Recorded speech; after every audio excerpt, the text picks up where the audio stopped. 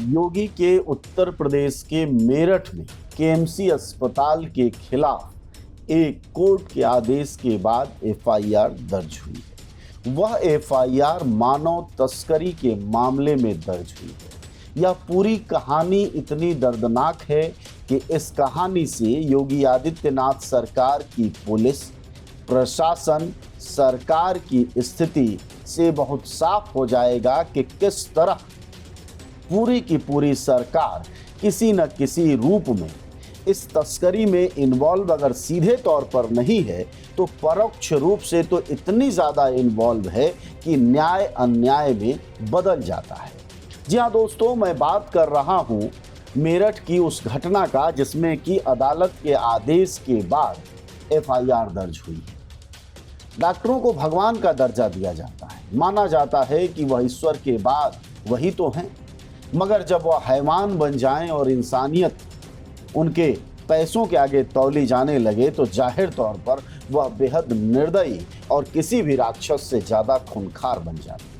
और वही हुआ केएमसी हॉस्पिटल मेरठ के 6 डॉक्टरों और कर्मचारियों के खिलाफ अदालत के आदेश के बाद नरसैना थाना पुलिस ने मुकदमा दर्ज किया है।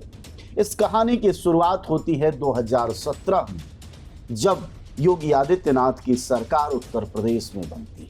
योगी जी आते ही दावा करते हैं कि सारे भ्रष्टाचारियों को खत्म कर देंगे, लेकिन भ्रष्टाचार का यह कीड़ा बहुत ताकतपूर्वक मेरठ के केएमसी अस्पताल में पलता रहता है। होता यह है कि 43 वर्षीय बुलंदशहर की बुगरासी कस्बे की रहने वाली कविता मेरठ के केएमसी अस्पताल में इलाज के लिए आती है। उनकी तबीयत खराब होती है।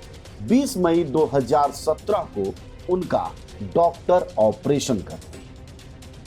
ऑपरेशन करने के बाद उनकी तबीयत अच्छी नहीं होती, सुधार नहीं होता है। 25 मई 2022 को अस्पताल जाकर वह फिर से जांच कराती है। इससे पहले 2017 से पहले और 2022 के बीच की एक कहानी मैं एफआईआर के जरिए आपको बताना चाहूँगा। कविता डॉक्टर सुनील के गुप्ता के अस्पताल में, जो केएमसी अस्पताल है, उस अस्पताल में 20/5/2017 यानी मई 20 2017 को भर्ती होती हैं। उनका उसी दिन ऑपरेशन कर दिया जाता है और 24 मई को वह अस्पताल से डिस्चार्ज हो जाती है और यह आश्वासन दिया जाता है कि वह बेहतर होती चली जाए। यह भी कहा गया है कि आपको गुर्दों को व्यवस्थित कर दिया है।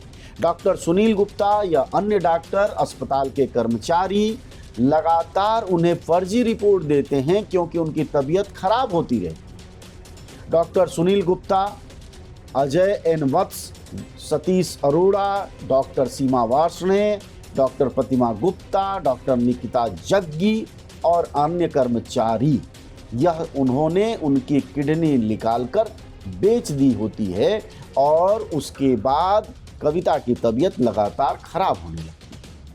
25/5/2022 को डॉक्टर सुनील गुप्ता की सलाह से दवाई वह खाती रहती हैं, लेकिन उनकी तबीयत में कोई सुधार नहीं आता है।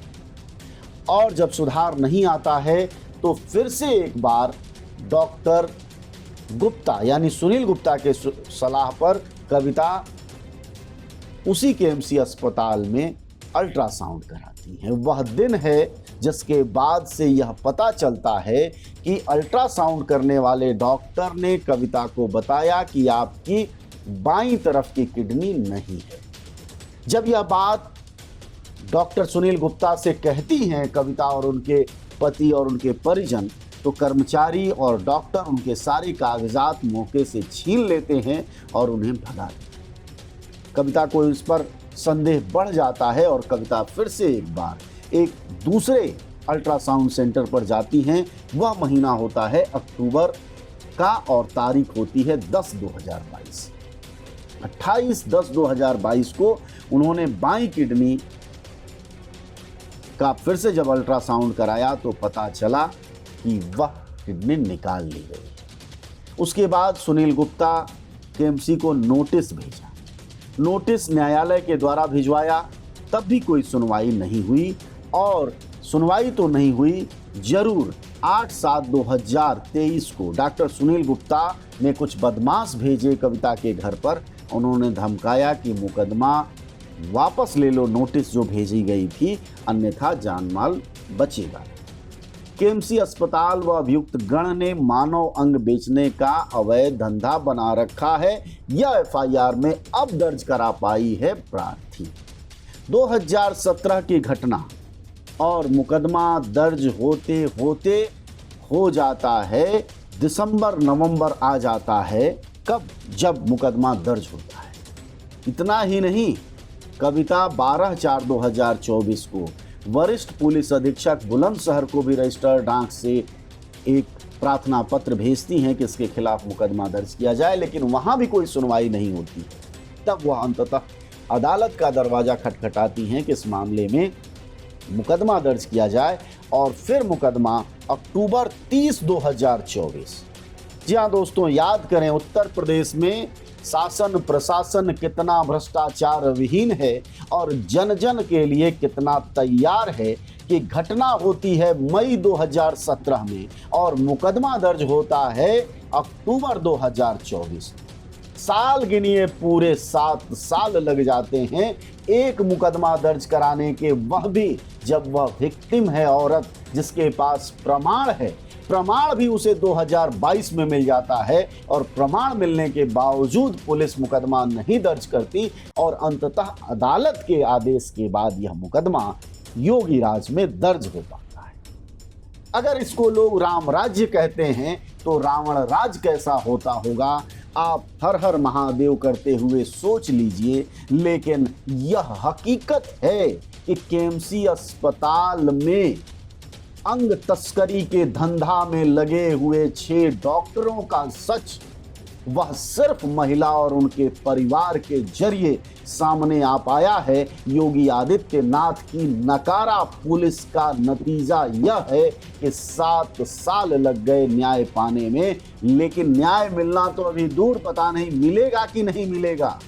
किन तकनीकी गवाहियों और सबूतों में ये मामला फंस जाएगा, लेकिन सिर्फ मुकदमा दर्ज करने में जिस राज्य में 7 साल लग जाते हों, उस राज्य की कानून व्यवस्था पर अगर ढोर डंबर बनाए जाएं और अखबारों में बड़े बड़े प्रशस्ति गान गाए जाएं, तो समझ लीजिए कि हमारे देश में कानून की हालत क्या है।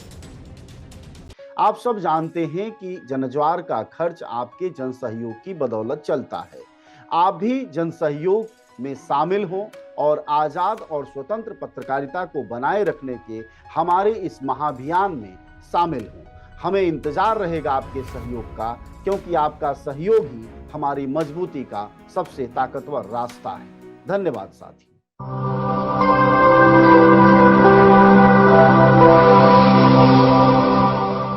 जनज्वार, जनता की मीडिया।